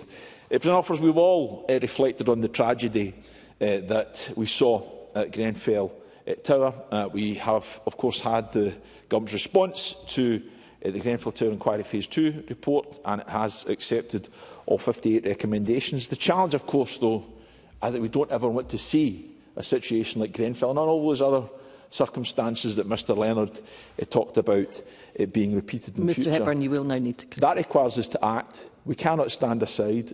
Those who say the bill needs further refined can get on with that, but they cannot vote against it today and then commit to doing that going forward. We should support the bill at stage 1. Thank you, Mr Hepburn. I now call Alexander Stewart to be followed by Fulton McGregor. Mr Stewart. Thank you, Presiding Officer. I'm pleased to be able to contribute to the stage 1 debate. As a Parliament, it is right that we consider further measures to tackle dangerous cladding. But the bill before us today creates too many risks for the sector and for house builders at a time when construction is already too slow right across Scotland. All residents deserve to see urgent action on dangerous cladding to deliver certainty and peace of mind. But for far too long, the public have only seen years of delay and dither by the Scottish Government. Progress on tackling this issue has been slow, despite the SNP receiving funding in Barnett Consequences to address dangerous cladding. And we've had some discussion this afternoon about where that money is, how much has been spent, how much is left, and where it is. And we've not had complete answers, Presiding Officer, on any of that. We know that there is a few number of buildings who have been assessed as dangerous having cladding, and a fifth of the programme spending has only been put on temporary fixes. But while further progress clearly is needed on the issue, we also know that Scotland is facing a crisis and a housing emergency. Social housing completions are at their lowest since 2017, and the private sector completions are at their lowest in 2018. While recent household statistics have been disappointing, the bill risks making house emergency even worse. We shouldn't be looking at a bill that could create even a worse situation for our housing emergency, because not for the first time this Parliament session, the SNP Scottish Government are introducing primary legislation which would add costs and add barriers to developers across Scotland. Not something we should be even considering, Presiding Officer. Homes for Scotland have said that the levy does not reflect the sensitivities of the Scottish house building market, and that it could increase the cost of a new home by up to £3,500. They also warned that affordable housing being exempt from the proposal levy is not protected in the practice due to inconsistencies between the private and the social housing sectors. Indeed, numerous stakeholders have warned that a reduction in new house building supply will be likely what will be received if this legislation goes forward. And there is just the risk that we don't want to see. The bill, when we're looking at the bill itself, the bill and its regulatory impact assessment made clear many stakeholders could not provide a clear picture of the cost that this bill would create for them. The assessments that were being made that were limited as to the evidence that house builders could actually produce. More generally, there are concerns about the lack of data and how effective the levy would be in improving cladding remediation. Now, we've heard that already today. Even with the levy raising the £30 million that's been talked about, which is far from certain, and that itself will only cover a small fraction of the total cost. And despite the issue having been on the government's radar for years, at this point, the SNP still don't know the total cost for the cladding remediation and what it's likely to be. And we're years down the road. The committee have heard evidence from the financial memorandum that talked about estimating of estimates. So once again, we still don't have clarity on the actual funding package and the full impact that it would be. And yet further the bill... Yes? Minister? Members for uncertainty in the cost. Does the member know what construction inflation is likely to be over the next 12 to 15-year period? And does he think anybody knows? Alexander Stewart. I thank the Minister for the intervention. But, Minister, you should be looking at where we are now. not considering what's going to happen in the future. You've not even managed to do what you should be doing for today in the past, far less dealing for what you're going to look at in the future. We don't need a crystal ball. What we actually need is something done to make sure that people are safe and secure today, not in the future.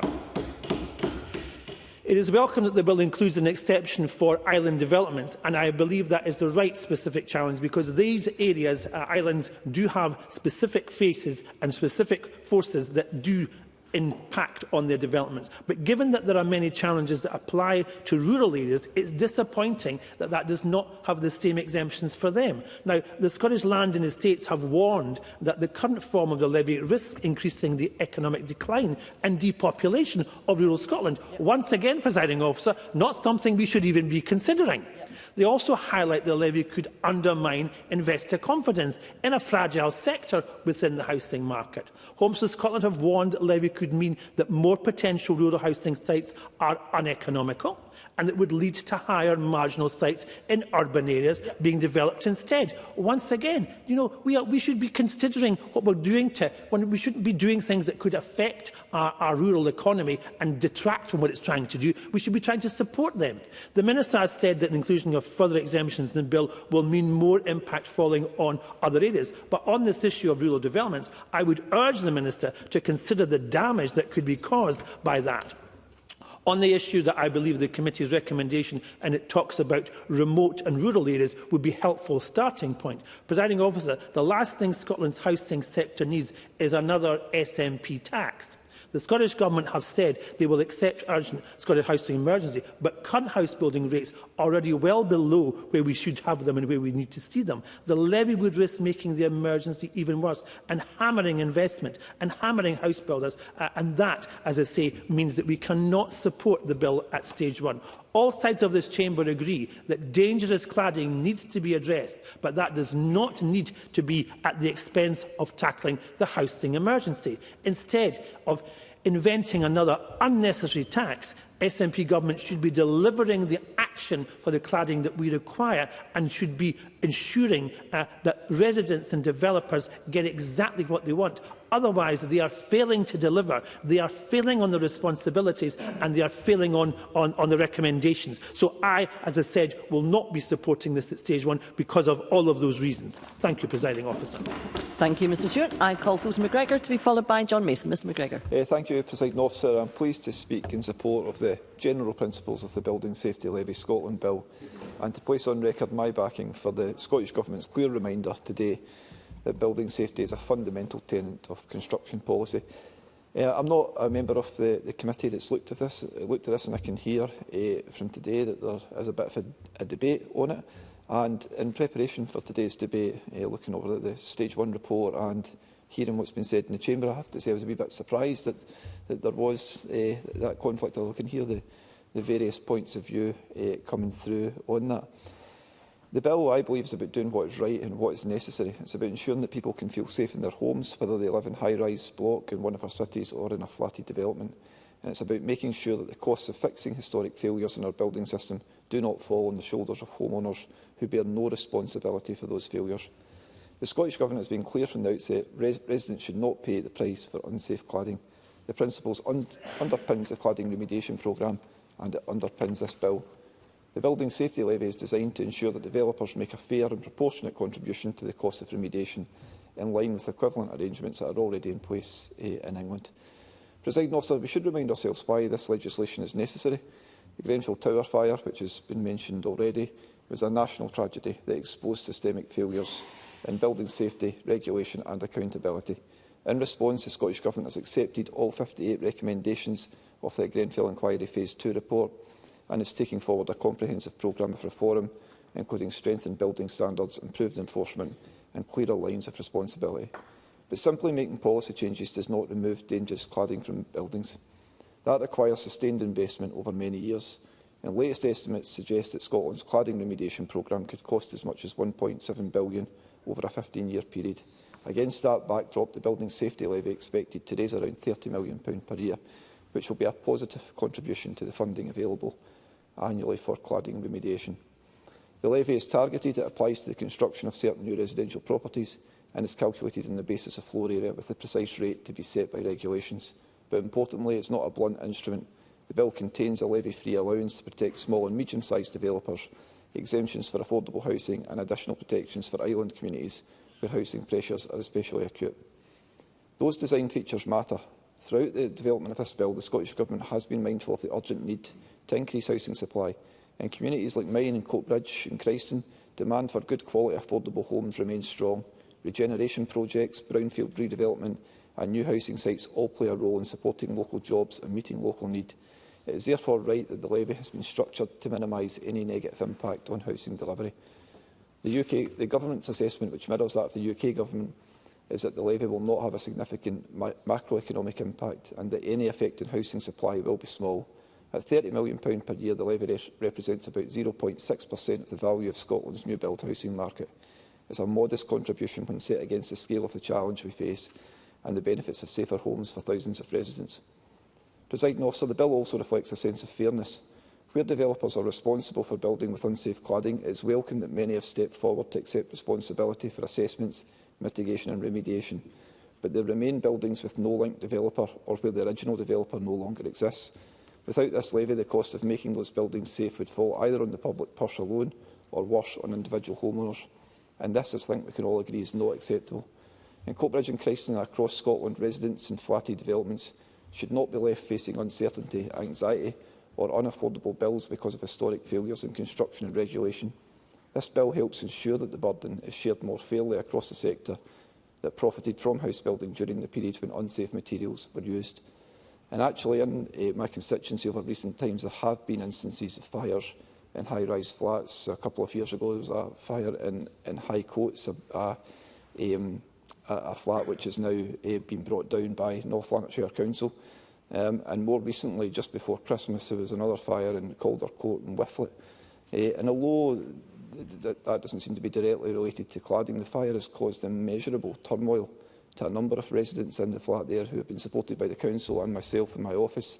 And over the Christmas period, they were forced to access hotels, have their homes cleaned up, all that just before that festive period. So these are, as Richard Leonard has pointed out, these are real issues that are happening all the time. So while I appreciate there's a bit of a debate on whether this bill addresses that or not, for me, supporting the bill is the right thing to do to help people that are in these situations, such as my constituents. Presiding Officer, the revenue raised through the levy will be used exclusively for building safety expenditure.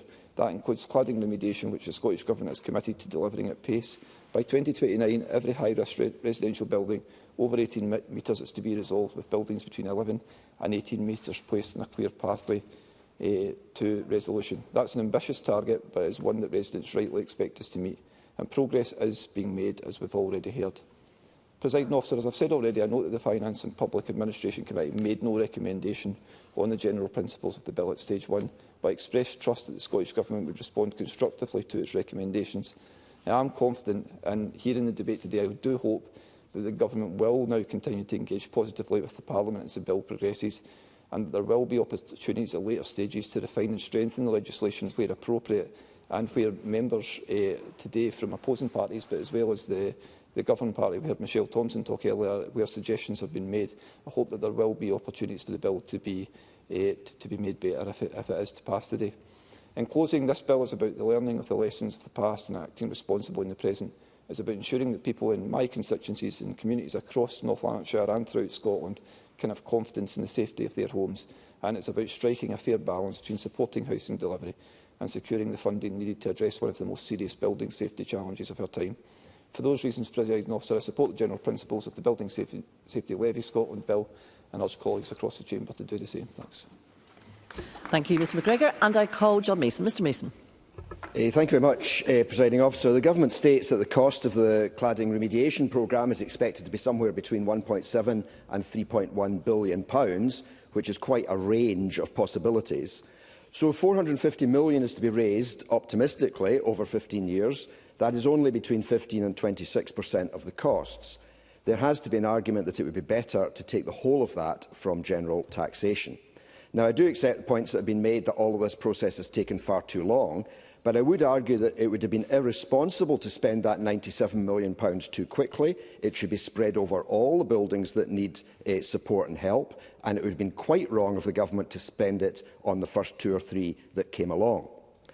I think with this bill, the Scottish Government and ourselves as Parliament have been put into something of a corner by Westminster. As the Minister said in evidence, the order in Council which devolved the relevant powers to Scotland is narrowly focused on the building standards process. At the Finance Committee, we heard strong arguments from witnesses that it was unfair to single out developers for this levy, when many other businesses had been involved in the cladding problem, including manufacturers of the cladding materials. No, I'm sorry, the member did not give way to me when I was trying to make a fair point. No, it's not like me. Architects and local authorities who signed off building warrants. So I personally felt that spreading the costs more widely, for example by an increase in corporation tax, might have been fairer. However, clearly that is out with the powers of this Parliament. There is clearly opposition to the levy from developers affected. However, we have to remember that almost all businesses oppose almost all taxes, and so we should take some of these objections with a pinch of salt. There are a number of features in the bill which I very much welcome, including that there can be different rates for different types of land. I would very much agree with any support we can give to brownfield developments, rather than losing even more ground space, for example around Glasgow. So I welcome the Minister's assurance to committee that there will be relief for brownfield sites. I also welcome the fact that Revenue Scotland will collect and administer the tax. Also that the liability is arising at a later stage compared to England, which will help developers with their cash flow. I agree that not automatically exempting smaller sites is correct, which could be high-end properties. Exempting affordable housing funded by local authorities. Yes, I'll give way. Megan Gallagher. Mason is talking about exemptions. Now, we've been here before with rent controls and exemptions. As soon as you start adding exemptions, isn't it more sensible and practical to realise that what you're bringing forward just isn't right, and we need to go back to the drawing board and think again? John Mason. Well, I don't understand that point. Every tax has exemptions. Every measure we make has exemptions. So there's always going to be special cases and exemptions. But specifically in relation to housing funded by local authorities, after all, if we push up the costs of building affordable housing, it ends up being the public purse which has to pay out more grant. Therefore, I welcome the Government's response to the committee report, stating that they want to, quote, avoid any circularity in public funding, unquote. Also, I very much support the fact that the Scottish Government is using primary legislation rather than England's secondary legislation approach. Other features that are probably acceptable include that the scope of the expenditure is building safety risks more generally, rather than purely the current cladding issue. The uncertainty over the costs, 1.7 to 3.1 billion, is probably acceptable as well. However, there are other provisions which I have reservations about, including homeowners not having to pay anything. This seems at odds with other products or services which we all buy, whereby the purchaser takes on at least some of the risk, caveat emptor. I also question excluding hotels. After all, people staying in hotels tend to be better off, and a few more pounds in their bill would not hurt them. I do accept that there may be relatively few large new hotels being built. However, every little helps. Therefore, I am not convinced by the Government's response to the committee's recommendation in paragraph 112. They say that commercial entities like hotels are not intended to be covered by the cladding remediation programme, but the reality is that there is very little link between those paying the levy and those with the cladding problems, so I do not think that argument holds water. Using floor space rather than value, I also question. So someone buying a very expensive detached house in a smart area pays the same as someone paying a bottom-of-the-range mid-terrace or flat in a poor area, but because they are the same size. I do not accept that floor space is... Well, I do accept that floor space is easier to measure, but I think it is very much less fair and makes the tax somewhat regressive. Therefore, I am very much in agreement with the committee recommendation at paragraph 83 that the Government should consider using market value rather than floor space. I note the Government's response on Tuesday the 6th, arguing against this. There might be complications, but I think these can be overcome. The Government reckons that the levy will not be added onto house prices. However, as others have said, I would also be sceptical about that. Whether Revenue Scotland can keep to its usual target of administration costs being under 1% has to be questioned as well. We know that the set-up costs will be greater, but this is a very small tax in the scheme of things and therefore potentially inefficient and costly. The recent government response suggests 2.7% as an admin cost. That is exacerbated by the uncertainty as to how much tax will actually be collected, as figures appear to be based on the English model, where private and affordable housing have a very different mix. I remain somewhat unclear whether the Scottish Government intends to match the UK levy rate, as happens with landfill tax and aggregates tax, or whether they would have a higher rate in Scotland if the tax base here turns out to be lower and the 30 million target proves difficult to achieve. In conclusion, it is interesting in the Government's response to the committee how often reference is made to our system being just like England's. That is not a normal response for an SNP Scottish Government. Therefore, I think it illustrates a key problem with this bill and this levy, that the room for manoeuvre allowed to us by Westminster is very limited indeed. I do not particularly like the situation we find ourselves in. However, I think the responsible thing to do is to support this bill at stage 1 and perhaps improve it later. Thank you. Thank you. And we move to winding up speeches, and I call on Michael Mara.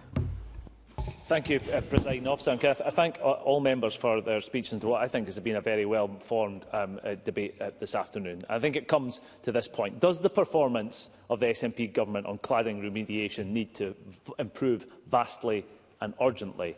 Undoubtedly. I think there's consensus on that basis. Will more finance be required to complete that work? Certainly. That's absolutely clear. And is the reason for the SNP's government's dire performance the immediate availability of capital? Absolutely not. And as my friend Richard Leonard set out, and I thought was a very typically passionate and characteristically erudite speech, this situation is frankly intolerable. On the 4th of September 2024, John Swinney said, "Keeping residents and homeowners safe is our priority, and we are taking action to protect lives by ensuring that the assessment and remediation of buildings with potentially unsafe cladding is carried out." At that point, 7 years on from the Grenfell disaster, in which 72 of our fellow citizens perished, remediation had been completed on precisely 0 buildings in Scotland. 0. Today, nearly a decade after Grenfell, that figure still stands. Still stands. Not a single building in Scotland has been completed. It's nothing short of shameful, and it betrays the well-meaning words of John Swinney, Nicola Sturgeon and any other SNP minister that opines on this basis. By contrast, in England, 1,938 buildings have been completed by November 2025. It's scarcely believable. Scarcely believable. And it begs the question about the government should be reflecting on its performance in this policy area in the round. It should urgently do so. The reason that work has not been completed on a single building is not because we didn't have a building safety levy. I think we can all agree on that, and we should be able to agree on it. The Scottish Government has failed to spend even a fraction of the nearly £100 million provided by the UK Government for the purposes of cladding remediation. As I set out in my intervention in Jamie Hepburn's speech earlier on, as at 30th September 2025, £14.2 million of that £97 million has been spent. And this SNP government must explain not just why it has taken so long to act, leaving the people of Scotland at risk of fire and death in their own homes. They must urgently change direction. Willie Rennie, I thought, set out some of the real issues that were holding back progress on this issue in terms of the construct of the law as it governs this area of housing in Scotland. So these are the areas that have to be looked at.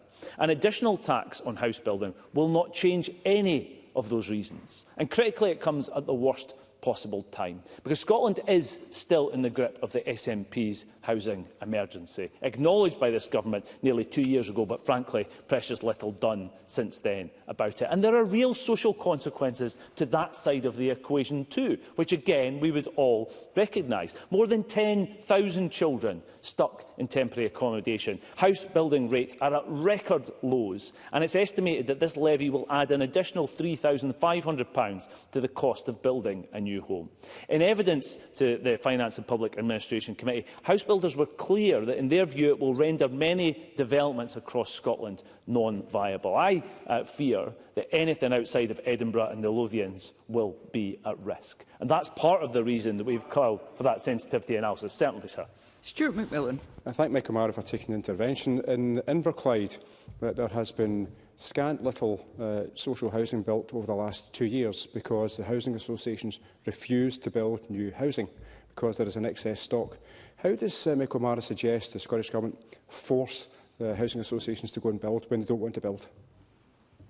Michael Mara. It certainly is a complex situation. I don't know the specifics in terms of the Inverclyde housing associations. I do know in my own area that the vast cut to the affordable housing budget that was from the government, that was done in an emergency budget, resulted in the lack of availability of capital and having to change the plans of housing associations in Dundee and Angus. That was one of the issues that related them. I would allow the member to come back, but I'm afraid I have to make some progress. So there will be different circumstances in different areas. What we do know is that the affordability is absolutely key, and we have to make sure that there is a proper sensitivity analysis. And I would ask the Minister whether he would commit in his his closing speech to make sure that that is an independent analysis that's done proper and takes account of the regional variability across Scotland. I think it would actually talk to Stuart McMillan's concerns. He wants to see that nuanced and varied analysis across the country so that we can properly understand what would happen if the SNP decide to progress with this bill. So Michelle Thompson rightly told us that it was a highly unusual step for the Finance and Public Administration Committee to make no recommendation on the general principles of the bill. And that gives a really clear indication about the serious misgivings the committee had about the viability of the levy in its current form. I'm deeply concerned about the potential impact on that fragile housing market at the moment. So in what is frankly the shambolic denouement of this Parliament, we have 24 bills left to process in 11 weeks. 24 bills. I would suggest to the Government that they may wish to reflect whether this is one bill that could be set aside. The report from the Finance Committee, the views that have been brought forward, not just from the sector but from across Parliament, that they might reflect on whether there is a better way of getting on, spending the money that they have to deal with the cladding situation. And when they have to raise that money and put the plans in place, come back with a better proposal, well-founded and well-rounded, well-consulted on, something that's developed and can actually meet the challenge so we can make sure that we can deal with cladding remediation appropriately. Thank you. We do have a little extra time remaining. I call on Craig Hoy. Presiding Officer, can I agree with Willie Rennie? My card isn't in. That's the extra time. That's the extra time gone. We'll just give Mr Hoy a moment.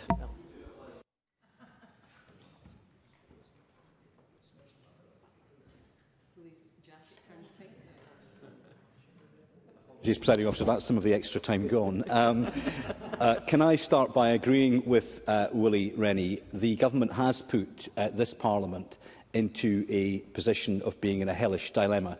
But being put in any dilemma does not mean that you do, as SNP MSPs appear to do, take the easy way out and nod something through. Because I think what we've seen today in this debate, and also in the period since the Grenfell tragedy, that this government, which does not have a reputation for competence, displaying pure grade A incompetence. And the fact that the Minister seemed incapable or unwilling to answer how much money has actually been spent so far on the challenging issue of remediation, I think, Minister, is absolutely shocking. And that's shocking to those people who cannot yet sell their homes, who cannot move, and who cannot, in some cases, remortgage. But worse still, it's absolutely shocking for those people who cannot go to sleep at night because they are not certain that the homes they're in are safe. Minister, you need to up the pace, and you need to up the pace urgently. Always now, through the chair, course, please. The deaths and the loss of 72 lives at Grenfell was a tragedy. Men and women, young and old, and many children. And after the shock and the pain came grief and questions. How was this allowed to happen, and who should take responsibility? And the first phase of the Grenfell inquiry examined the immediate causes of the fire and how it spread with such lethal effect. But the second phase explored the underlying causes of the fire, including fire safety standards, the response of the emergency services and building design. And it also set out a simple question: what happens next? But it was 10 years ago that that blaze took place, and many of those questions have now been answered. But as today's debate has shown, there is another question. After all of this, why has Scotland been so slow to remediate those buildings where cladding still poses a fire risk? And why, despite having been given that £97.1 million, do we find out today that only £14 million has been spent? Why bring forward a levy to raise money urgently if you're sitting with a pot of money that should be spent urgently? This is the dilemma that's put before Parliament today. Does the government actually need this money to accelerate the remediation process? And it's quite clear from Audit Scotland that it's the case it does not. What it needs is the political will and the nous to get on and actually do this. And I think the debate today, but also the report from the committee, which I welcomed, is obviously very clear that there are significant concerns about this bill. And I'm not going to do what Jamie Hepburn and others did, and simply roll over and say that we'll give the government the benefit of the doubt that it will all come good in the end. And I think, as Liz Smith said quite clearly and I think articulately, this may not be the right mechanism to remediate Scotland's cladding problem, but certainly the bill as it stands today cannot enjoy our confidence to pass to stage 2. The government could bring forward legislation if it is re-elected, and I seriously hope it is not, in the next Parliament. But in the meantime, ministers could direct those funds to get out there and accelerate the cladding process. I think Megan Gallagher, also identified quite clearly the completely inconsistent and incoherent way that the government is responding to those who are seeking to remediate their buildings at this very point in time. And to me, Minister, I think that is a lack of direction from the government, and I do get the sense that this Minister, in a sense, is being hung out to dry today, and there is no sign of the Housing Minister here. They are treating this simply as an issue of tax and a fiscal matter for the Minister, when we all know that actually the Housing Minister and other parts of government should be on this 24/7 to make sure that people's properties in Scotland are safe. Now, to turn to some of the specific concerns that have been raised, both through the committee, but more importantly by the stakeholders, who I think were full-throatedly and almost universally against this levy, it is crystal clear to me that there are certain areas where there is coalescence of a view around where the government must think again. One, I think, is the issue of the polluter pays principle, which goes to the heart of this. This drives the coach and horses through the principle of the polluter is paying, because at the end of the day, we now know what is going to happen is that £3,500 is going to be put onto the cost of a new home. So it's going to be first-time buyers who are going to be paying for this levy, not the building companies, and certainly not for those rogue builders and manufacturers who allowed this dangerous cladding to be installed on buildings in the first place.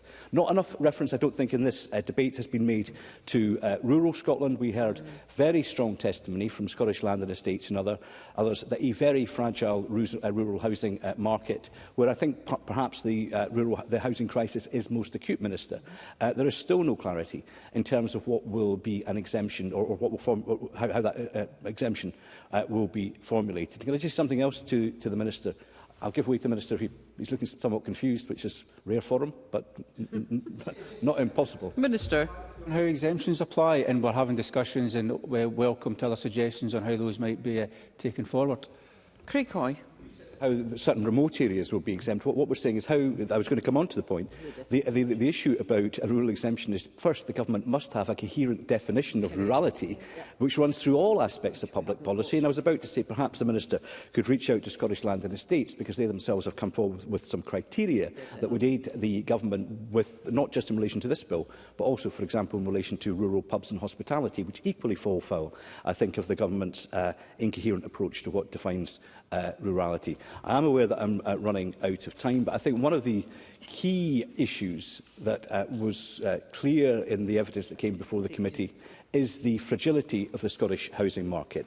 And I think, therefore, it was important for those who said, well, we've got a similar scheme in England and therefore it will all be fine. I think that underplays and underestimates the fragility in the housing market. And this could be the change, the material change in the operating environment that simply means developers say no more to further and future development in Scotland. And for the government, which itself has conceded there is a housing crisis, I think that would be negligent in the extreme. Ultimately, Parliament today has got the opportunity to say to the government, and I think, interestingly, the fact there is almost cross-party consensus on this, to say to the government, take some time, go away, come back with a better bill. In the meantime, and if the government does spend if it does spend the remaining £80 million it's got, and at the present run rate, I think it will probably last for a decade or more.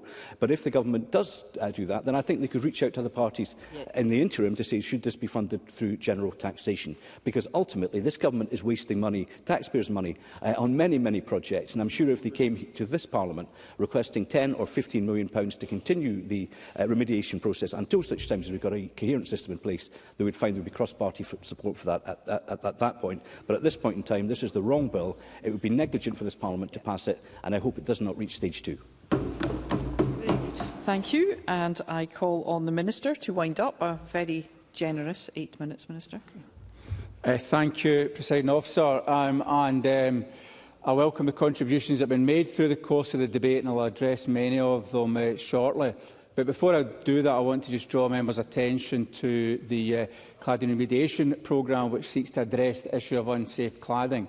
In 2024, this Parliament unanimously supported the Housing Cladding Remediation Act, which was intended to underpin and support the delivery of that programme, and the UK Government's Building Safety Levy legislation also, of course, received cross-party support in the UK Parliament. This bill is critical in establishing appropriate funding for this work. If it's not supported, the Scottish Government will have no choice but to look to the existing capital budget envelope for the £360 to £450 million the levy is intended to generate over 12 to 15 years. And I hear Craig Hoy's offer to work with the Government on finding that in the budget. Maybe he wants to bring forward a budget amendment to proposals within the budget process next week to propose that comes from another part of the budget. At the same time as they're proposing £1 billion in tax cuts.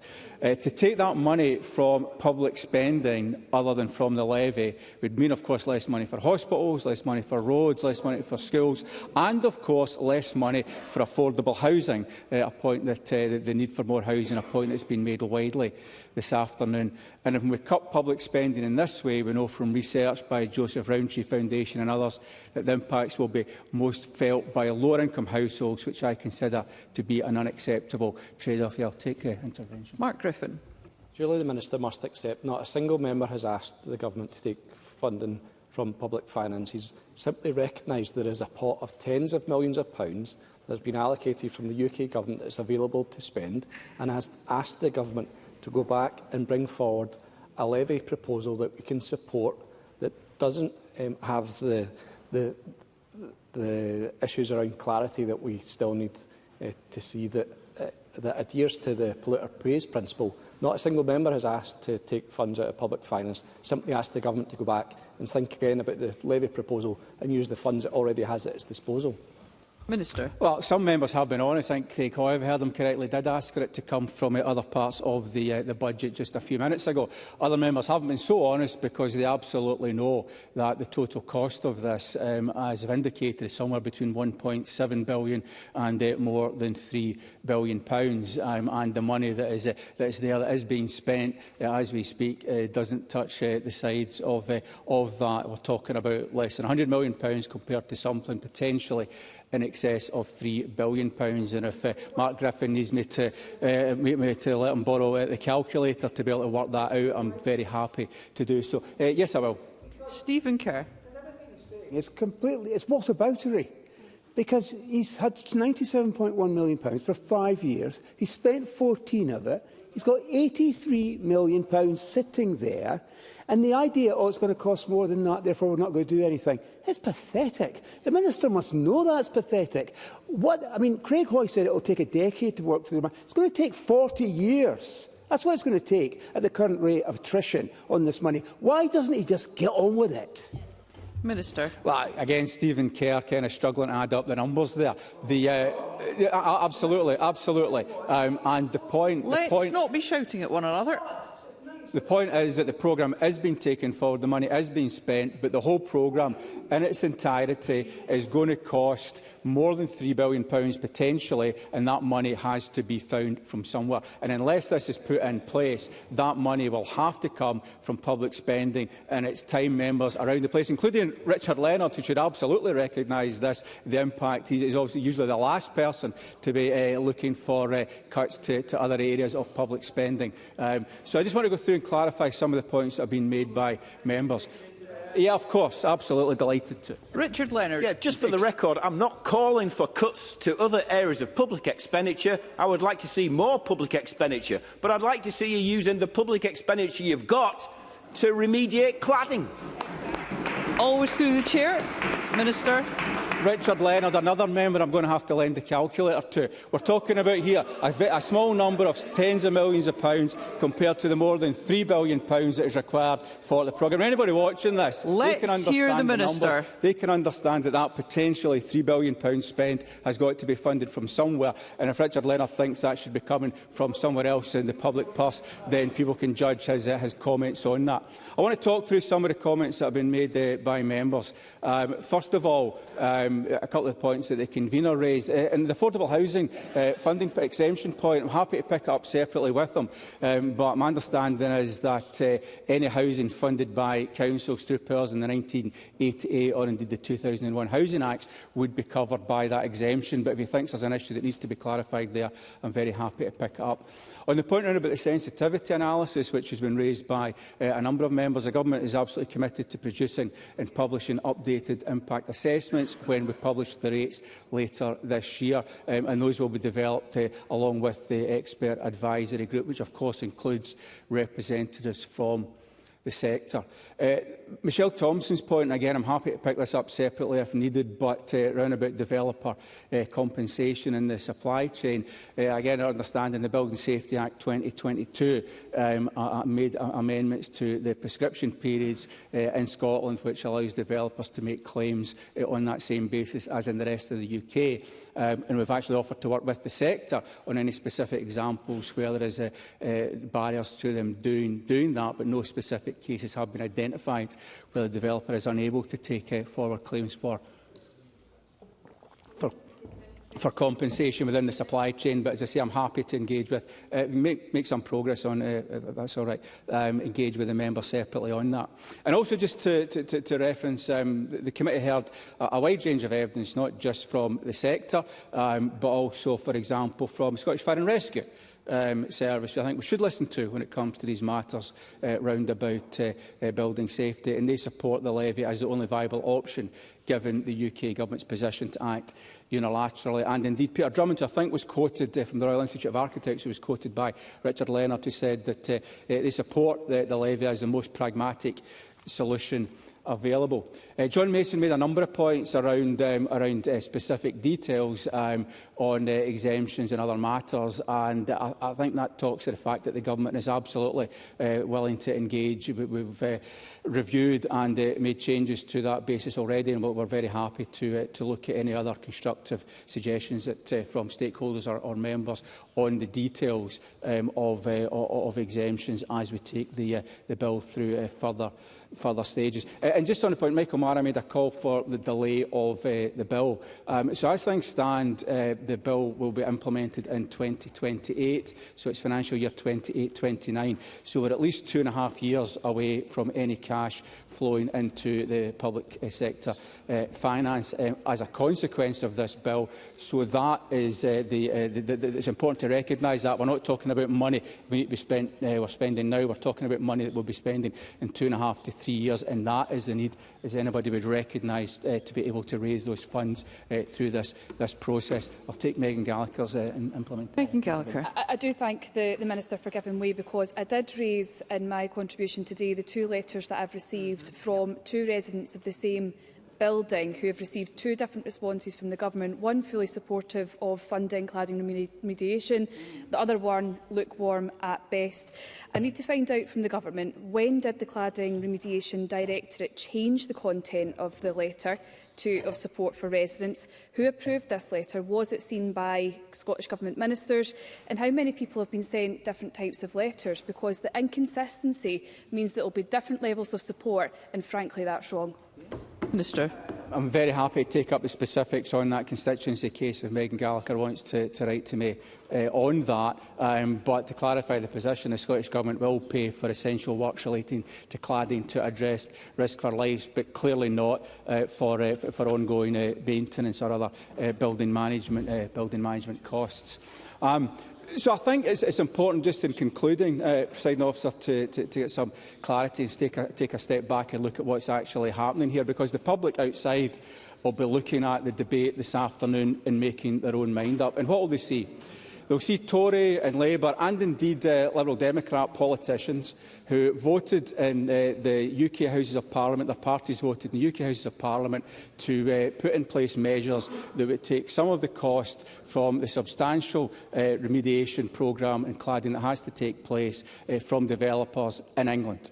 And they'll see their compatriots in this place voting against funding for a levy to support building safety remediation in Scotland. And that was a proposal that just one party took forward. It was clearly something that was developed under the previous Conservative administration in the UK level and then taken forward by a Labour government in Westminster. So they'll see that, frankly, blatant hypocrisy, something that you would never guess there was an election round the corner. But I think, to be honest, this is something that will absolutely backfire, because the general public will see this as those parties voting against taking money from developers to be able to support cladding remediation and putting the focus of that back on reducing public service is something I think they'll recognise that for exactly what it is. Must conclude, so Minister. Just to conclude, Presiding Officer, the Government is very clear that this measure is absolutely essential to be able to support the significant funding that's going to accrue otherwise to the public purse to deliver the much-needed cladding remediation programme. And I will urge all members to support the bill at stage 1 this afternoon and to engage constructively with the Government on any amendments they want to bring forward at stages 2 and 3. Thank you, Presiding Officer. Thank you. That concludes the debate on the Building Safety Levy Scotland Bill at stage 1, and it's time to move on to the next item of business, which is consideration of motion 19533 in the name of Shona Robertson on a financial resolution for the Building Safety Levy Scotland Bill, and I call on the Minister to move the motion. Thank you, Minister. The question on this motion will be put at decision time. The next item of business is consideration of motion 20291 in the name of Shona Robertson on a financial resolution for the Scottish Parliament recall and removal of members bill, and I call on Graham Day to move the motion. Move, Presiding Officer. Thank you, Minister. The question on this motion will be put at decision time, and there are 3 questions to be put as a result of today's business. The first question is that motion 20285 in the name of Ivan McKee on Building Safety Levy Scotland Bill at stage 1 be agreed. Are we all agreed? Yes.